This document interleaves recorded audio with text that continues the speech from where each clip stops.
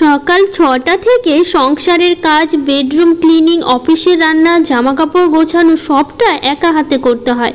রাধে রাধে বন্ধুরা, কেমন আছো তোমরা সবাই? আশা করি ভীষণ ভালো আছো। আমরাও কিন্তু খুব ভালো আছি। আজকে হচ্ছে বুধবার, তোমাদের সাথে নিয়ে আজকের ব্লগটা শুরু করছি। সাথে থাকো, আজকের ব্লগটা তোমাদের খুব ভালো লাগবে। দেখতে পেলে গাছে কত ফুল ফুটেছে। গাছে তো প্রচুর ফুল ফোটে। এখন পুজো দিতে পারছি না, আর গাছ ভরে ফুল ফোটা শুরু হয়ে গেছে। ফুলগুলো দেখলে এত মায়া লাগে, কি বলবো। ফুলগুলো হয়তো ভাবছে কবে আমি যাব ঠাকুরের চরণে, কারণ ফুলগুলোতে ঠাকুরের চরণে দেওয়ার জন্যই, তাই না? আর এত ফুলগুলো এখন ফুটছে, যখন পুজো দিতাম মনে হচ্ছে তখন এত ফুল ফুটতো না, এখন যতটা ফুল ফোটে। গাছ ভরে জবা ফুলগুলো এখন ফুটছে, আর এত সুন্দর লাগছে। অনেক সময় কেউ এসে নিয়ে যায়, কারণ গাছে ফুলগুলো থাকলে না দেখতেও ভালো লাগে, কিন্তু এত ফুল হয়ে গেছে না, তো সেই জন্য কাউকে ডেকে আবার ফুলগুলো কিন্তু আমি দিয়েও দিই। কেউ কেউ এসে আবার নিয়ে যায়, কারণ জানে আগে নিতে আসতো না, জানি আমি প্রতিদিন পুজো দেই, তো অনেক সময় গাছে ফুল থেকে যায়, কেউ এসে জিজ্ঞেস করে যে পুজো দাও না, ফুলগুলো আছে। তো আমি বলি তখন নিয়ে যেতে, কারণ ফুলগুলো থাকে গাছে, ঠাকুরকে দিলে ভালো লাগবে, তো সেই জন্য এসে নিয়ে যায়। তো যাই হোক, এই জামা কাপড়গুলো কালকে কেচেছিলাম, আর আজকে না সকাল থেকেই কিন্তু মেঘলা মেঘলা করছে আমাদের এখানে। বলতে পারো সেই রাত থেকে, সকাল না ঠিক বলতে পারো, রাত থেকে কিন্তু একটু টিপি টিপি বৃষ্টি হচ্ছে, হয় মানে সেরকম বোঝা যাচ্ছে না, হয়তো রাস্তাঘাটও ভিজছে না, এরকম বলতে পারো। হয় মাঝে মধ্যে ২-১ ফোঁটা করে বৃষ্টি সেই রাত থেকে এরকম শুরু হয়েছে। রাস্তা সেরকম ভিজেনি, হালকা একটু ভেজা ভেজা লাগছে, তবু বোঝা যাচ্ছে না, কিন্তু সকাল থেকে কিন্তু মেঘলা মেঘলা করছে আমাদের এই দিকটা। শুনেছি নাকি 3 দিন বৃষ্টি হবে, এই বুধবার, বৃহস্পতিবার, শুক্রবার, এই 3 দিন নাকি বৃষ্টি হওয়ার কথা আছে। কিন্তু ঠান্ডা ঠান্ডা ওয়েদারটা সেরকম পড়েনি। আমার মনে হয় এই বৃষ্টিটা যেন ঠান্ডার জন্যই মনে হচ্ছে, কারণ বৃষ্টিটা ছাড়লে কিন্তু ঠান্ডা পড়া শুরু হয়ে যাবে সেরকমভাবেই। তো যাই হোক, সারাদিন সেরকম আমাদের এখানে বৃষ্টি হয়নি, ওই একটু মেঘলা করেছিল, আর একটু ঝিরে ঝিরে কখনো একটু 2-1 ফোঁটা করে পড়তো, এরকমভাবেই সারাদিন গেল। কিন্তু সন্ধ্যা থেকে বলতে পারো আমাদের এখানে কিন্তু বেশ ভালোই কিন্তু বৃষ্টি হয়েছে। খুব জোরে হয়নি, কিন্তু হচ্ছে ভালোই, মোটামুটি ভালোই হয়েছে। তো সেই সন্ধ্যা থেকে কিন্তু ভালো বৃষ্টি আমাদের এই দিকটা হলো। তো তোমাদের ওইদিকে বৃষ্টি হচ্ছে কি না অবশ্যই কিন্তু জানিও। আমাদের এদিকে কিন্তু বুধবার থেকে কিন্তু শুরু হয়েছে মেঘলা মেঘলা ওয়েদার, হালকা পাতলা বেশ ভালোই বৃষ্টি। এই কালকে কিন্তু অনেকগুলো জামা কাপড় কাচা হয়েছিল, তো সেগুলোই গুছিয়ে দিলাম। তো আমাদের এই যে পুচকিটার, মানে আমার দেওরের মেয়ের 2-1টা জামা কাপড় ছিল, আমি সেগুলো কেচে দিয়েছি, নতুন ছিল, কারণ বাচ্চাদের তো সবসময় ধুয়ে পরাতে হয়, সেই জন্য তো নতুন আনা হয়েছিল, সেগুলো আমি কেচে দিয়েছিলাম, আপাতত ওখানে রাখলাম। আজকে আমার দেওর আসবে, কারণ হচ্ছে আমার দেওর বেশিরভাগ আমাদের এখানে আপাতত খাচ্ছে, যেহেতু হচ্ছে আমার যা ওর বাবার বাড়িতেই আছে, তো আমার দেওর কিন্তু বলতে পারো আমাদের এখানেই খায় বেশি। সারাদিনে 2বার, সকালে কোনোদিন হচ্ছে রাতে, আবার কোনোদিন সকালে রাতে 2 টাইমই আসে খেতে। তো আমি এখন একটু বেশি রান্না করছি, যেহেতু আসে ওই আমাদের এখানটা খেতে। তো হচ্ছে আজকে সকালবেলাও এসেছিলো, মানে আসবে খেতে, আবার রাতেও পরে এসেছিলো, আমি ফোন করেছিলাম, বললো আসবে, তো রাতে আবার আমি রান্নাও করেছিলাম। তো রাতে এসে আবার খেয়ে গেছে, এসে থাকে না, আমি থাকতে বলি কিন্তু বলে না থাকবো না, কিন্তু খেয়ে দিয়ে চলে যায়। তো সকালবেলা আমার দেওর এসেছিলো খেতে, তখন ওই পুচকিটার হচ্ছে জামা কাপড়গুলো আমি সব পাঠিয়ে দিয়েছিলাম, একটা ছোট ব্ল্যাঙ্কেট ছিল সেটাও পাঠিয়ে দিয়েছিলাম। তো যাই হোক, এইদিকে জামা কাপড়গুলো সব কিন্তু আমি গুছিয়ে নিয়েছি। এই সকালবেলা উঠে ঘর বাড়িগুলো গোছানো থাকলে ভালো লাগে, তো সেই জন্য সকালে উঠে আমি আর কিছু করি বা না করি, বাড়িঘরটা অন্তত পক্ষে সুন্দর করে গুছিয়ে রাখি, কারণ কেউ আসলে তখন দেখতে খুবই খারাপ লাগে, মনে হবে যেন ঘর বাড়িগুলো গোছায় না। তো সেই জন্য সকালবেলায় গোছাই, সারাদিনই টুকিটাকি করে গোছানো থাকে, আমার গোছাতেই হয় সারাদিন, যতই গুছিয়ে সকালবেলা রাখি না কেন তবু তো অগোছালো হয়, তো সেই জন্য একটু না একটু গোছাতেই হয়। তো এই দিকটা আলনাটা খুব ভালো করে গুছিয়ে নিয়েছে, আর আলনাতে দেখো নাইটিগুলো ভাঁজ করে রাখলে দেখতে কিন্তু আলাদাই লাগে, ভালো লাগে, তাই না? তোমরাও দেখে বলো। কিন্তু আমি সবসময় সেই জন্য গুছিয়ে রাখি সব নাইটিগুলো এক জায়গাতে। তো এইদিকে বাবানের বইগুলো ছিল, সেগুলো কিন্তু আমি খুব ভালো করে গুছিয়ে নিয়েছি, একটু পরে পড়তে বসবে, কারণ বাবানের আর বেশি দিন নেই পরীক্ষা, 22 তারিখ থেকে বাবানের হচ্ছে পরীক্ষা আছে, মানে নভেম্বরের হচ্ছে 22 তারিখ থেকে কিন্তু বাবানের পরীক্ষা শুরু হচ্ছে। তো সেই জন্য পড়াশোনার চাপটা এখন একটু বেশি হয়েছে, তার মধ্যে এদিক ওদিক করে বেশ ভালোই ব্যস্ত আছি কয়েকদিন ধরে, কারণ ওই মানে ছিলাম আর কি, এখন আপাতত নেই, বাড়িতেই আছি। আমার জায়ের মেয়ে নিয়ে একটু ব্যস্তই ছিলাম, তো আপাতত এখন নেই, তো একটু ফাঁকাই আছি, বাড়িতেই থাকছে। আর বাবানের পড়াশোনার চাপটাও একটু বেড়েছে, তো বাবানের বাবা তো পড়াচ্ছে সকাল বিকেলে, যখনই সময় পাচ্ছে, সকাল মানে রাতেরও তো পড়াতেই হচ্ছে। আর আমাদের যেহেতু বাবানকে টিউশন দেওয়া হয়নি, নিজেরাই কিন্তু আমরা বাবানকে পড়াই। তো তোমরা তো সেটা জানোই, বাবানকে আমরা নিজেরাই পড়াই, টিউশন দেওয়া হয়নি এখন অবধি। আমি বেশি সময় হয়ে ওঠে না, কারণ হচ্ছে সকালবেলা তো দেখোই একদমই সময় নেই সকালবেলা পড়াশুনো করানোর, বসানোর। সকালবেলা তো কাজকর্ম তো সেটাই শেষ করে উঠতে পারি না, কিন্তু রাত্রেবেলা একটু মাঝে মধ্যে পড়াই, মানে বেশিরভাগ সময়টা বাবানের পাপাই বাবানকে পড়ায়। আমার আর হয়ে ওঠে না পড়ানো, কারণ হচ্ছে এই যে কাজে কর্মে ব্যস্ত থাকি, তো রাত্রেবেলাও না খুব একটা ইচ্ছে করে না, আসলে না পড়াতে পড়াতে এরকম হয়েছে। ছোট থেকে কিন্তু বাবানকে আমিই পড়েছি, মানে সেই শুরু থেকে যখন থেকে অ আ লেখা শিখে তখন থেকে কিন্তু বাবানকে আমিই পড়াতাম। তো যে বাবান খাবে একটু, আমাকে ডাকলো, ঝাড় দিচ্ছিলাম, ঝাড় দিতে দিতে বলছে খেতে দাও, তো সেই জন্য আমি এবার চলে আসলাম। এটা কিন্তু হচ্ছে ভুট্টার যে ছাতু, মানে কাঁচা ভুট্টাগুলো ভালো করে ধুয়ে পরিষ্কার করে শুকিয়ে ভালো করে ভাঙিয়ে গুঁড়ো করে, মানে যেরকম ছাতু করে সেরকম গুঁড়ো করে নিয়ে তারপর এটা কিন্তু গুড় দিয়ে ভেজেছে মা। তো মাই পাঠিয়েছে, তো সেটাই বাবানকে দুধ দিয়ে হরলিক্সের মতো করে পাতলা করে কিন্তু আমি দিলাম।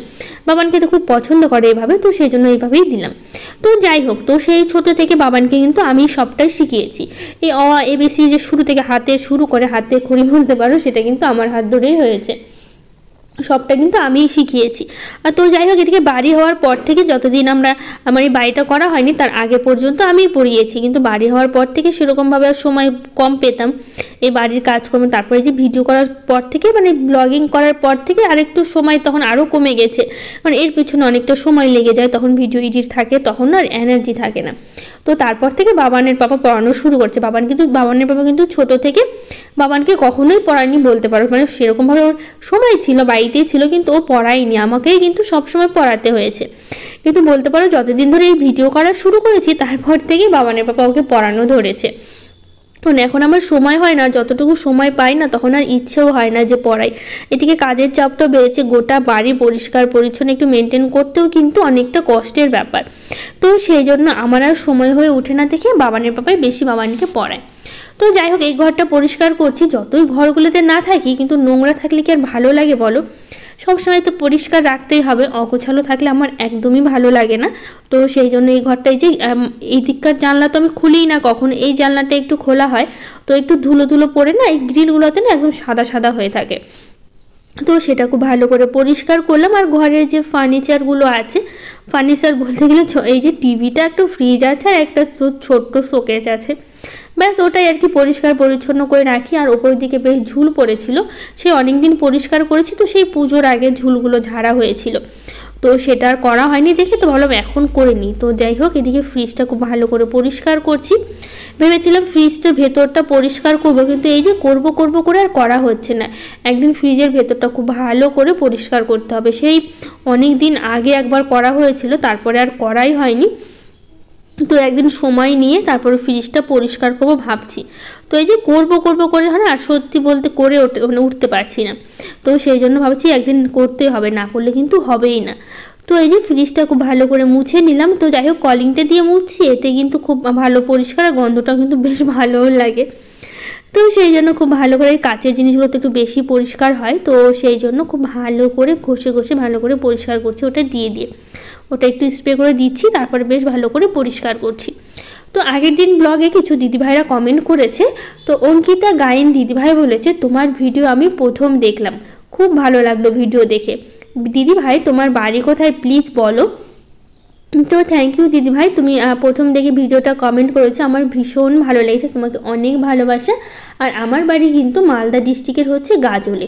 আর তুমি যদি অবশ্যই ভিডিওটা দেখে থাকো আর কমেন্টটা যদি পড়ে থাকো, অবশ্যই কিন্তু তুমি জানিও যে তোমার বাড়ি কোথায়। তো সামিয়া আক্তার দিদিভাই বলেছে দিদিভাই তোমার আজকের ভিডিও অনেক সুন্দর হয়েছে, আমার অনেক ভালো লাগে। একটা কথা বলবো, তোমার দেওর কি লাভ ম্যারেজ করেছে? কিছু মনে করো না দিদিভাই, জানতে ইচ্ছে হলো তাই বললাম। তো না গো দিদিভাই, তো মনে করার কি আছে, আমি একদমই কিছু মনে করিনি, কিন্তু হ্যাঁ এটা কিন্তু সত্যি যে আমার দেওর হচ্ছে লাভ ম্যারেজই করেছে। ওদের বিয়ে কিন্তু 4 বছর হয়ে গেল, অনেক আগেই করেছে। তো ওর পছন্দ মতো করে বিয়েটা কিন্তু হয়েছে, আমাদের যেরকম অ্যারেঞ্জ ম্যারেজ হয়েছে, কিন্তু হচ্ছে আমার দেওর কিন্তু লাভ ম্যারেজ করেছে। তো যাই হোক, এদিকটা হচ্ছে আমি খুব ভালো করে ঘরটা ঝাড় দিয়ে নিয়েছি, এখন উঠানটা ঝাড় দিচ্ছি। বললাম না সকাল থেকে 2-1 ফোঁটা বৃষ্টি হচ্ছে, কিন্তু এই যে দেখো রাস্তাটা কিন্তু একদমই ভিজেনি, কে বলবে সকাল থেকে মেঘলা মেঘলা করছে আর বৃষ্টি বৃষ্টি ভাব আছে, একটু একটু হালকা বৃষ্টিও হচ্ছে, কিন্তু না সেরকম বোঝা যাচ্ছে না, 2-1 ফোঁটা না পড়ছে মাঝে মধ্যে। তো যাই হোক সারাদিনটা তো মোটামুটি মেঘলা মেঘলা করলো, বৃষ্টি সেরকম হয়নি, কিন্তু রাত থেকে কিন্তু বেশ ভারী বৃষ্টি হয়েছে আমাদের এদিকে, মানে অনেকটা সময় ধরে কিন্তু বেশ বৃষ্টি হয়েছে। তো তুলসী তলাটা খুব ভালো করে পরিষ্কার করলাম, সেই জন্য শুকনো পাতাগুলো অনেক ছিল, আর সেটাই হচ্ছে একদম ঝাড় দিয়ে রাস্তা পর্যন্ত পরিষ্কার করে দিয়ে চলে আসলাম।